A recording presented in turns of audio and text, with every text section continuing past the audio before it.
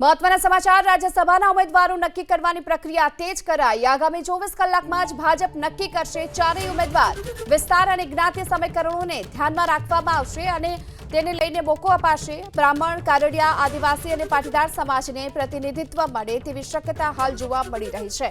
તો આગામી 24 કલાકમાં જ ભાજપ આ ચારેય ઉમેદવાર નક્કી કરશે। વિસ્તાર, જ્ઞાતિ સમીકરણોને ધ્યાનમાં રાખી અને મોકો આપવામાં આવશે। રાજ્યસભાના ઉમેદવારો નક્કી કરવા માટેની હાલ પ્રક્રિયા ભાજપે તેજ કરી દીધી છે।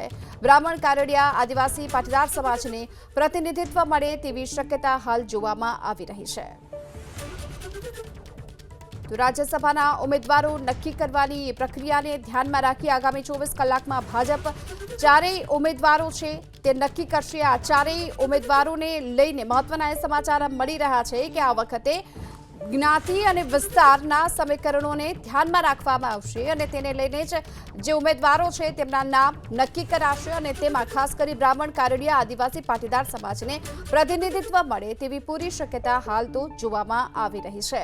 તો રાજ્યસભાના ઉમેદવારો 24 કલાકમાં ભાજપ નક્કી કરે તેવી પણ શક્યતા હાલ જોવાઈ રહી છે, કારણ કે ઉમેદવારો નક્કી કરવાની પ્રક્રિયા તેજ કરી છે। વધુ વિગતો મેળવીએ સંવાદદાતા હિરેન રાજગુરુ આપણી સાથે જોડાયા છે। હિરેન, કેટલા સમયની અંદર નામ નક્કી કરવામાં આવશે અને શું પ્રક્રિયા રહેશે? જો ગીતા, 8મી તારીખે નોમિનેશન એટલે કે ઉમેદવારી પત્ર ભરવાની છેલ્લી તારીખ છે અને જ્યાં સુધી માહિતી મળી છે ત્યાં સુધી આગામી 24 કલાકની અંદર ભારતીય જનતા પાર્ટી પોતાના ચારે ઉમેદવાર રાજ્યસભાના એ નક્કી કરી લેશે અને મહત્તમ રીતે જાહેરાત પણ કરી દેશે। એ પ્રમાણેની માહિતી હાલ સૂત્રો પાસેથી મળી રહી છે।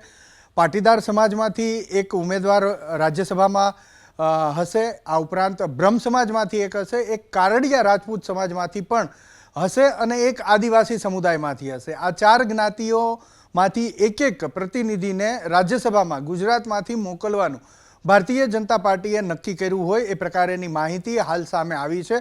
જો કે કેટલાક નામો પણ ચર્ચામાં જોવા મળી રહ્યા છે, કેટલાક ભારતીય જનતા પાર્ટીના દિગ્ગજ નેતાઓના નામ પણ ચાલી રહ્યા છે, તો કેટલાક કલા અને સંગીત ક્ષેત્ર સાથે સંકળાયેલા લોકોના નામ પણ સાંભળવા મળી રહ્યા છે। જો કે નામ અંગે હજી કોઈ પણ ચિત્ર સ્પષ્ટ નથી થતું, પરંતુ સૂત્રોનો દાવો છે કે બ્રાહ્મણ, પાટીદાર, કારડિયા રાજપૂત સાથે જ આદિવાસી સમુદાયમાંથી એક પ્રતિનિધિત્વ હશે એ પ્રકારેની માહિતી મળી રહી છે। 4 પૈકી એક મહિલા પણ હોવાનો દાવો ભારતીય જનતા પાર્ટીના સૂત્રો તરફથી કરવામાં આવી રહ્યો છે। 4 બેઠકો છે, 4 ઉમેદવાર હશે અને આ 4 ઉમેદવાર પૈકી 3 પુરુષ અને એક મહિલા ઉમેદવાર હશે ત્યાં સુધીનો દાવો ભારતીય જનતા પાર્ટીના સૂત્રો કરી રહ્યા છે।